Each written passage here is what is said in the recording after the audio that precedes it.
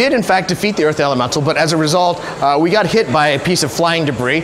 We're actually going to be unconscious in a field hospital for a couple of days. It goes into this cutscene.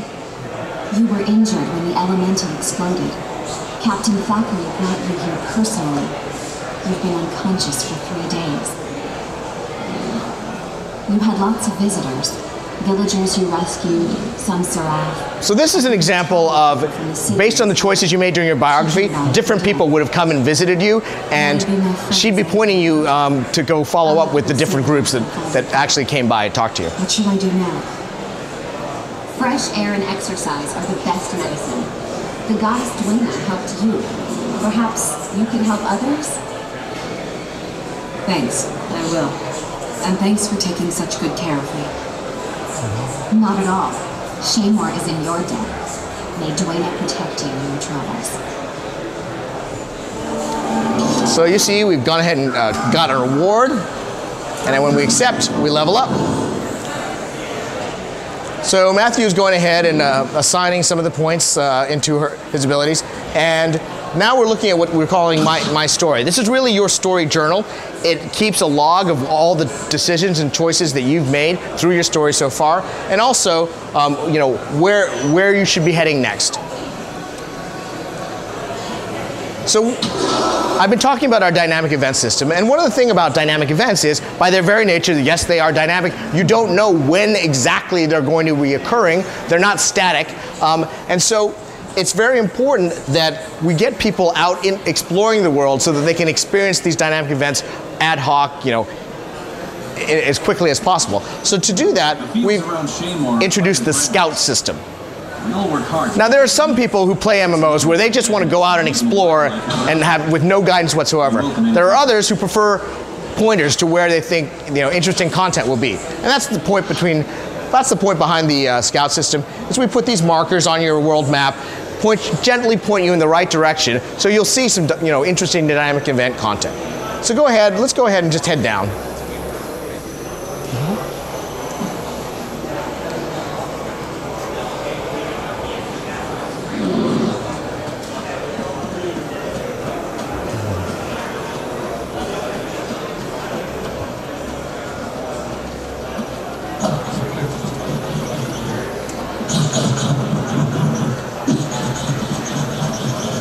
You notice earlier during the cinematics I talked about our hand-painted illustrated quality. You can definitely see it in some of the objects that we have throughout the game world. We try to keep that feel very much consistent across everything. So Matthew, do we know which events are headed? We're heading in the direction of what I hope will be an event. I think I see some fire. The cool thing about most dynamic events is it's very obvious visually. If there's like a lot of fire, a lot of smoke going around, there's probably something there that you should check out. Grab the bucket and stand by. Okay. So in this particular, bandits have been setting the wheat bales on fire. One of the things that Matthew will be able to do is, first of all, defeat the bandits.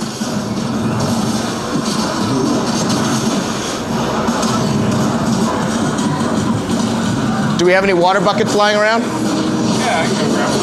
Let's go.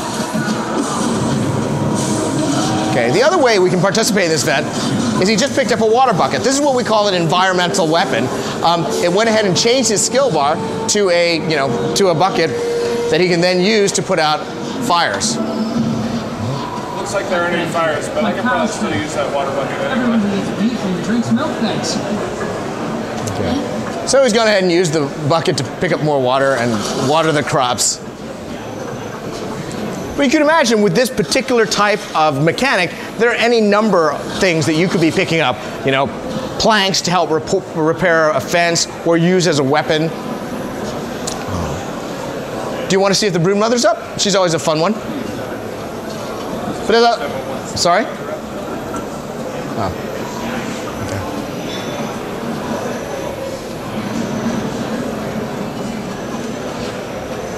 I see some people fighting. Yeah, so chance, again, it's lots of visual cues. encouraging people to stay in the world, not looking at their skill bars necessarily or something else. If you're paying attention to this world, you'll see stuff where it's very obvious, hey, I want to get involved in that. It looks like fun. Now, as I mentioned, dynamic events have the ability to scale up depending on the number of people who, whoa, tail swipe. Number of people who get involved. Now that tail swipe you saw there is an example that when there are only a couple of people involved in the event, Broodmother doesn't have that skill. But as the event scales up, she will acquire a skill to make it more fun and interesting.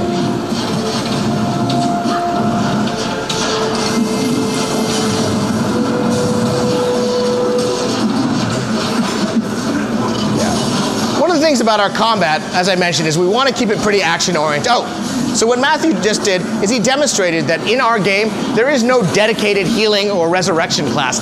Every profession, every player can revive a person on the battlefield. What this does is, one, it keeps the combat very fast-paced, and secondly, it really does create that social cooperation that everybody can help everybody else. And we found that people love, it's not just for healers anymore. Everyone loves to come in and help revive somebody.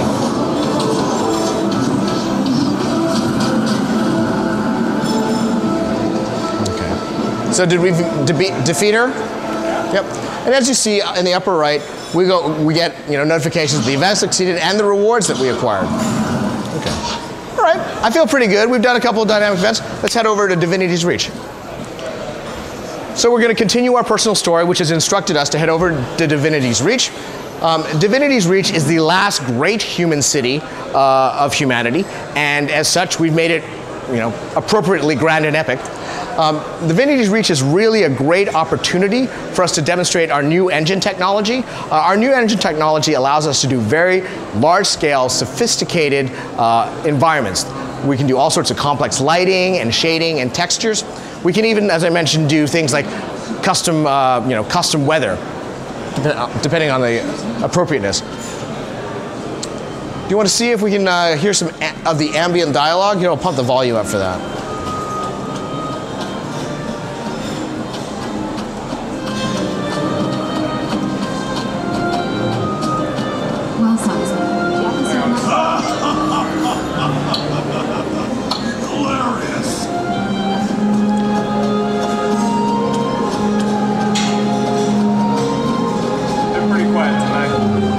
So it was very important for us, as you come into one of these cities, to make them feel alive, make them feel bustling.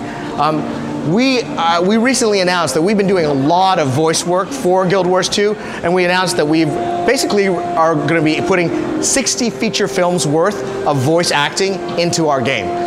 This is just one of the ways that we would be doing it. Is ambient dialogue that you hear around the world that makes you feel the world's alive, and also you'll be learning very subtly what's going on in the world if you're listening to what people are talking about.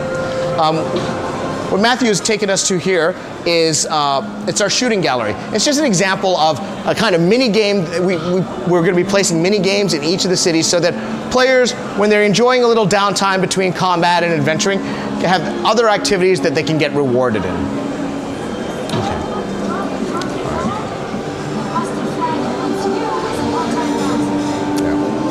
And I mean, listening to the dialogue, again, you won't have to read about stuff, but you will learn things about the different races. You'll learn things about how humans think of the Norn or the Azura. And that's cool. I think it's much more entertaining to hear it, especially with a little attitude, than to read it. Now, I mentioned that we have the new engine technology for Guild Wars 2, and I also mentioned that we have a phenomenal concept art team. What I'm about to show you is an example where you put an incredibly talented, imaginative art team with an incredibly sophisticated engine team, and you can deliver incredible vistas like this one, an interior environment. This is the Palace Gardens. We're very proud of them. They look stunning in day or night. But the other challenge of our engine is, if you're familiar with Guild Wars, we wanted to make sure that the game played on a very wide variety of 3D gaming PCs. We're not going to be pushing the highest edge of the tech envelope. And so to be able to deliver amazing visuals and still have it run on a broad base of 3D game PCs has been a great challenge for our engine team, and they've definitely delivered.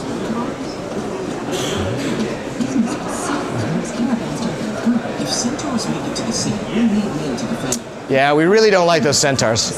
No one left to All right, let's go ahead and head over to the home instance.